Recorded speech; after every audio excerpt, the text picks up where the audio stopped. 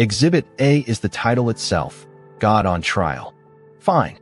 Then let's ask the first prosecutorial question. What exactly is being tried here?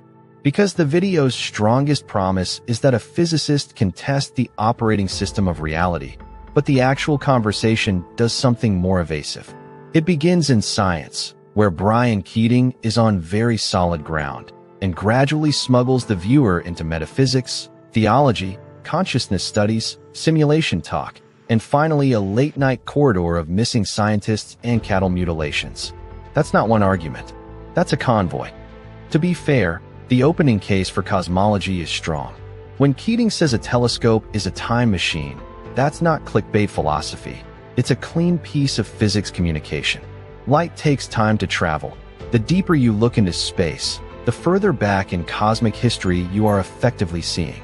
The episode is good when it does this, when it translates scale, time, and the expanding universe into language a lay audience can actually hold on to without lying to them.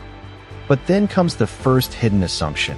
Because cosmology reaches a boundary, the boundary itself starts getting narrated like evidence for something deeper. Notice the move around the Big Bang and what was before time. Keating is mostly careful here. Modern cosmology really does run into conceptual trouble at the earliest moments, and singularities are a sign that our current theories break, not that we've found the mind of God. The episode knows that sentence. It just doesn't live by it for very long. The unknown is introduced as a limit of knowledge, then treated as a dramatic vacancy waiting to be occupied by spirituality, simulation, or design language. And that matters because the video keeps invoking the phrase, theory of everything, as if the audience should hear final explanation. Keating actually says something more defensible. We need a grand unified theory before we can even talk sensibly about a true theory of everything. Good. That's a real distinction.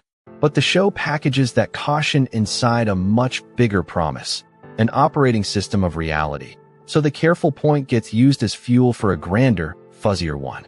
A unified account of forces is not the same thing as an answer to consciousness, morality, God, or why there is something rather than nothing. Physics does not become metaphysics by scaling up the noun phrase.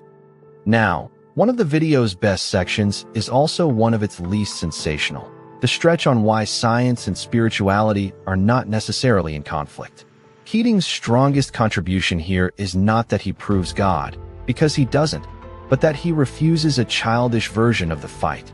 He's right that science is not a machine for disproving every non-empirical proposition. And he's right that a person of faith can still do serious physics without sneaking miracles into their equations. That's mature. The problem is what happens next. The conversation keeps flirting with the idea that because God shouldn't be subjected to scientific testing, religious claims get to remain in the room as explanatory atmosphere. They may belong in the room philosophically. They do not become evidentially equal to cosmology just because science has boundaries.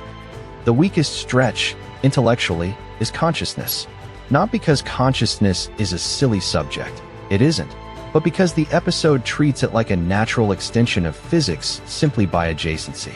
Around the 44-minute mark, the discussion starts sounding as if modern physics is circling some hidden source of consciousness. Maybe.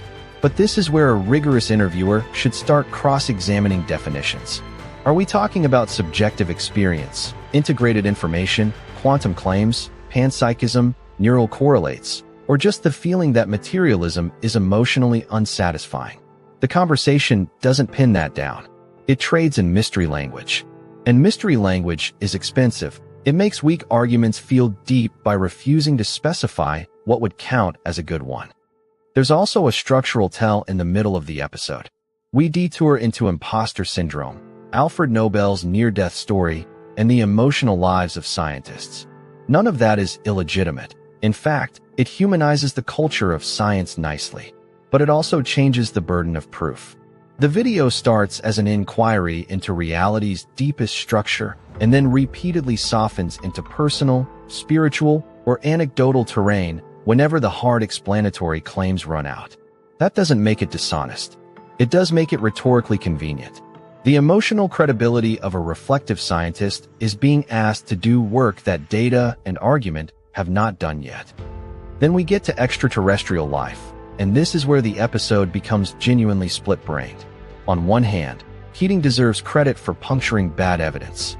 He pushes back on viral claims of life on Mars, and, at least in the transcript, stresses that we still have zero confirmed evidence of extraterrestrial life. That is the sober, useful part. On the other hand, the video immediately builds a new stage for speculation by pivoting to aliens of the gaps, UAPs, and unexplained phenomena. It criticizes one species of wishful thinking while keeping the emotional architecture that feeds another. The lesson should be, extraordinary claims require disciplined evidence. The episode's lesson often feels closer to, keep your standards high, but keep your sense of cosmic intrigue fully stocked. The simulation segment is a perfect example of the show's house style. It presents simulation theory as a deistic provocation. If reality were engineered, what would that imply about creatorhood? Interesting question. But simulation theory in public discourse is usually less a theory than a vocabulary for reheating old theological intuitions in tech language. It's not that the topic is forbidden. It's that the video rarely stops to ask what evidence would distinguish simulation talk from a philosophically updated creation myth.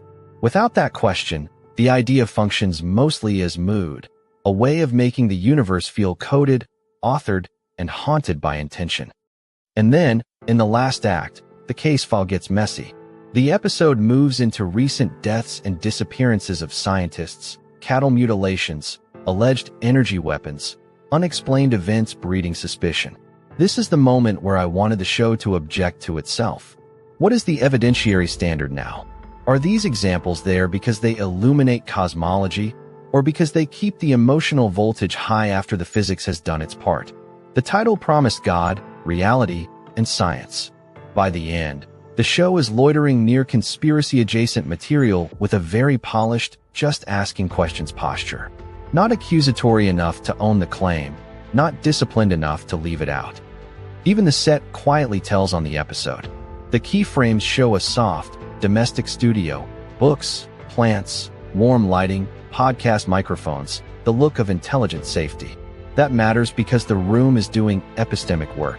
It makes every topic, from cosmic inflation to cattle mutilation, feel like part of one continuous, respectable conversation. The presentation isn't the problem by itself. The problem is that it smooths over the difference between claims with centuries of mathematical and observational scaffolding and claims that arrive mostly as cultural residue, personal wonder, or internet folklore. So here's the verdict. As a cosmology conversation, this episode is often excellent, clear on what telescopes reveal, candid about the limits of current theory, and refreshingly unwilling to pretend science has solved the origin question. As a philosophical conversation, it's stimulating but slippery. As a unified argument about God, consciousness, simulation, extraterrestrials, and unexplained phenomena, it is overstated. The evidence does not travel with the confidence of the framing. What the video really proves is narrower and, honestly, more respectable. Modern cosmology is profound enough to make intelligent people ask religious and metaphysical questions. What it does not prove is that those questions have suddenly become scientific because a physicist is asking them on a podcast. If you like this kind of cross-examination, where the most seductive idea in the room has to survive its own evidence, come back for the next verdict. There are plenty of videos online that sound deep because nobody interrupts them.